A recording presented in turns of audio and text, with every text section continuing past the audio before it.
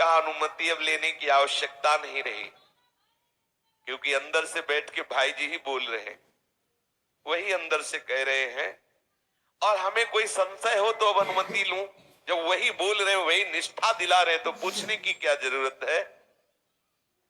हाँ, लोक व्यवहार में तो सूचना अपने आप पहुंच ही जाएगी उनके पास। मेरा निश्चय परिवर्तनशील नहीं है, मेरा निश्चय पूर्णतया अडिग है। कोई न कोई सूचना दे ही देगा भाई जी को कि राधा बाबा काष्ठ मौन व्रत धारण कर रहे हैं, या वो बुलाना चाहेंगे तो पुनः चला जाऊंगा, उनसे बता दूंगा कि काष्ठ मौन ले रहा हूं, क्योंकि ये काष्ठ मौन श्री कृष्ण ही दे रहे हैं। श्री कृष्ण ने ही मुझे नियम बताया है कि ऐसे काष्ठ मौन रहना है। एक दो दिन में स्पष्ट कर देंगे सबको कि कौन कौन से नियम धारण करेंगे, वो श्री कृष्ण मुझे प्रेरित करेंगे, मैं बता दूंगा। अंततः समस्त भक्त मंडली में खलबली मच गई कि भाई जी महाराज तो ऐसी रुग्णावस्था को प्राप्त हो, पूज्य राधा बाबा ऐसे कठोर नियम ले रहे, किसी से न बोलना न देखना, कैसे कैसे चलेगा। भक्तों का तो जीवन ही होता है भक्तों का संग, रसमयी चर्चा, बड़ी बड़ी आंतरिक समस्याओं का एक क्षण में समाधान। अब वो कैसे होगा। सब अंदर से विकल हो रहे हैं, कैसे मुस्कुरा के बोलेंगे, कैसे हमारी तरफ देखेंगे। श्री भाई जी को ये सूचना दी गई कि बाबा काष्ठ मौन ले रहे हैं।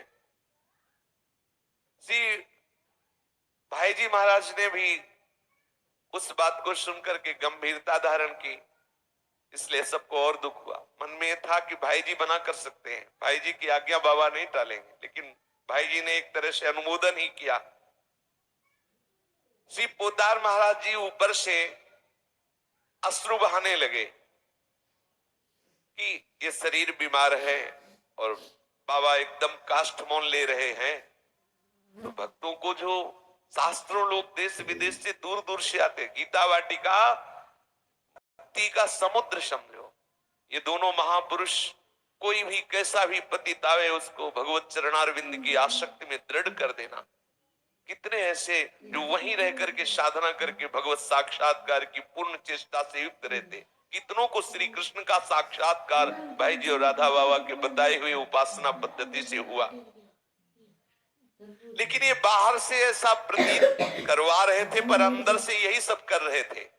भीतर से भाई जी की इच्छा से राधा बाबा ऐसा काष्ठ मौनी हो रहे थे। श्री पोदार महाराज श्री राधा बाबा को इतनी ऊंचाई पर विराजमान करना चाहते थे कि जो शास्त्र का महान रस सिद्धांत है, उस सिद्धांत में वो क्रम से पहुंचे, नियम से पहुंचे, जिससे लोगों को यह भी पता चले कि एक यति का स्वरूप क्या होता है, एक साधु का स्वरूप क्या होता है। संसार से सर्वन्यासी सन्यासी बनना कितना कठिन है, ये आदर्श उपस्थित करने के लिए श्री पोदार महाराज तो रोम रोम से भगवत प्रेम में डूबे हुए हैं। यति धर्म का सर्वोच्च आदर्श शरीर के द्वारा स्थापित करने के लिए काष्ठ मौनी व्रत का अनुमोदन ही किया एक तरह से पूज्य श्री भाई जी महाराज। राधा बाबा एक दिन काष्ठ मौन के आंतरिक और बाह्य नियमों को आदेश देने लगे कि सुन लो सब लोग, हम ऐसे काष्ठ मौन रहेंगे, ऐसा श्री कृष्ण ने नियम निर्धारित किया है। आश्विन पूर्णिमा विक्रम संवत 2014 19 अक्टूबर 1957 ये काष्ठ मौन की तिथि। किसी भी प्रश्न को लेकर श्री पोदार महाराज के चिंतित होने पर मैं उसमें बोल सकता हूं, प्रकाश डाल सकता हूं। ये नियम पूज्य श्री राधा बाबा के काष्ठ मौन के। अगर भाई जी महाराज प्रश्न कर दें या चिंतित हो तो मैं उनसे बोल सकता हूं और उनको उत्तर दे सकता हूं, या उस विषय पर सलाह या प्रकाश कर सकता हूं, अन्यथा नहीं। काष्ठ मौन का नियम। या भाई जी की जो पत्नी है वो यावत जीवन पुत्र की तरह भिक्षा करा रही हैं। जब भी राधा बाबा भिक्षा करने जाएंगे तो एक बार आंख उठाकर उनकी तरफ देखेंगे, बस। राधा बाबा का नियम बोलना, कभी भाई जी ऐसी चिंतित अवस्था को प्राप्त हो जाए तो फिर बोल देंगे, उनसे बात कर। देखना, अगर भाई जी की पत्नी भोजन पवाने आती हैं, भिक्षा उन्हीं के हाथ से बाबा पाते थे, एक बार आंख उठाकर उनकी तरफ देख लेंगे। ये आंख उठाकर देखने का केवल केवल श्री भाई जी महाराज की पत्नी, शेष किसी की ओर दृष्टि उठा करके भी नहीं देखेंगे। बोलने का तो प्रश्न ही नहीं है। कभी भी किसी को कोई संकेत नहीं, काष्ठमौन का नहीं, किसी भी तरह लिख के, बोल के, देख के, किसी भी तरह का कोई संकेत नहीं। चाहे जितना भयंकर कष्ट शरीर में आ जाए, किसी को कोई संकेत नहीं।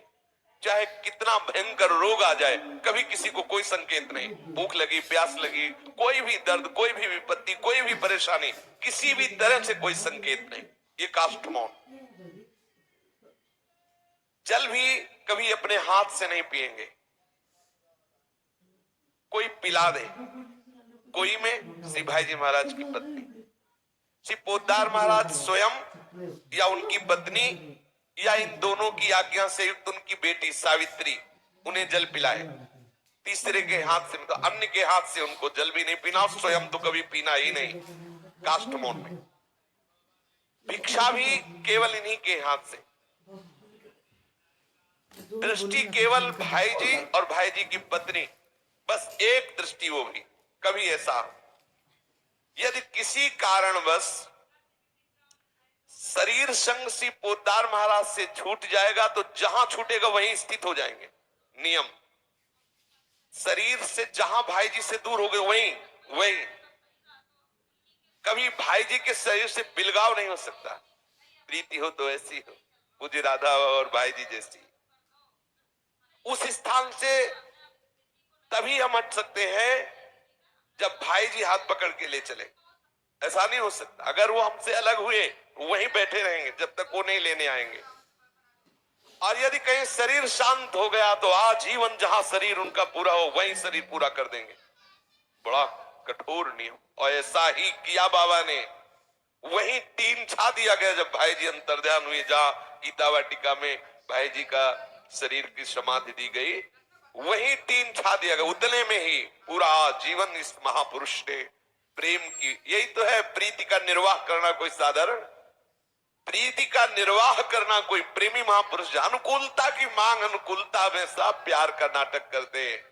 प्रीति तो वो होती है जो प्रीतम के लिए की जाती है। आप देखिए, एक महापुरुष है, वहीं जहां भाई जी की चिता लगाई गई, जहां समाधि, वहीं टीन पड़ा, वहीं पूरा जीवन दादा बाबा ने व्यतीत किया। ये नियम बाबा जी का। यदि इसी मध्य श्री पोद्दार महाराज का शरीर अंतर ध्यान हो जाए तो जहां उनकी चिता लगेगी वहां आजीवन बैठकर व्यतीत कर देंगे। इस प्रकार पोद्दार महाराज के शरीर के पूरा होने के उपरांत, जैसी कि पोद्दार महाराज जी की आशा है कि उनकी मृत्यु के उपरांत उनकी धर्म पत्नी का संभाल करें, मतलब वही आदर करेंगे उनकी पत्नी का। और मृत्यु तक, जब तक उनकी पत्नी की मृत्यु नहीं आ जाएगी तो उनकी वैसे ही सेवा संभाल साज होगी जैसे श्री भाई जी महाराज की। शर्त है कि भाई जी की इस स्थली को छोड़ करके यदि माता जी भी कहीं अन्य जाना चाहेंगी तो मैं उनका त्याग कर दूंगा, लेकिन इस नियम का कभी त्याग नहीं करूंगा। इस स्थली पे रहते हुए मैं माता जी के साथ संभाल करवा दूंगा। संभव है कुछ ही काल में वे अपनी देह को सभी निकटस्थ परिचितों के बीच से अदृश्य कर ले, ऐसी अवस्था दिखाई देती है। मैं इस बारे में कुछ स्पष्ट नहीं कह सकता, पूज्य श्री राधा बाबा कह रहे, पर कह रहे संभव है। ऐसा लगता है कि इसी बीच में अपने शरीर को हम सबके बीच से अंतर्ध्यान कर सकते हैं। मेरे काष्ठ मौन का अर्थ ये न समझा जाए कि जो मेरी शरीर सेवा में है और उसका अचानक पैर फिसल जाता है, वो गिर पड़ता है तो मैं उठाने नहीं दौड़ूंगा, या वो कुएं में गिर जाता है तो मैं शोर मचाऊंगा, उसे उठाने दौड़ूंगा। निश्चय ही ये अचानक के लिए होगा। विचार पूर्वक न देखूंगा, न छूंगा, न बोलूंगा। ये पूज्य श्री राधा बाबा ने नियम निर्धारित किया कि काष्ठ मौन में मैं ऐसा। अब तो स्थानीय लोगों में, दूर दूर लोगों में बात फैल गई कि भाई जी तो इसलिए नहीं मिल रहे कि रुग्णावस्था और बाबा काष्ठमोल लेने जा रहे हैं। सब लोग आने लगे, बड़ी भीड़ इकट्ठा होने लगी। एक बार राधा बाबा देख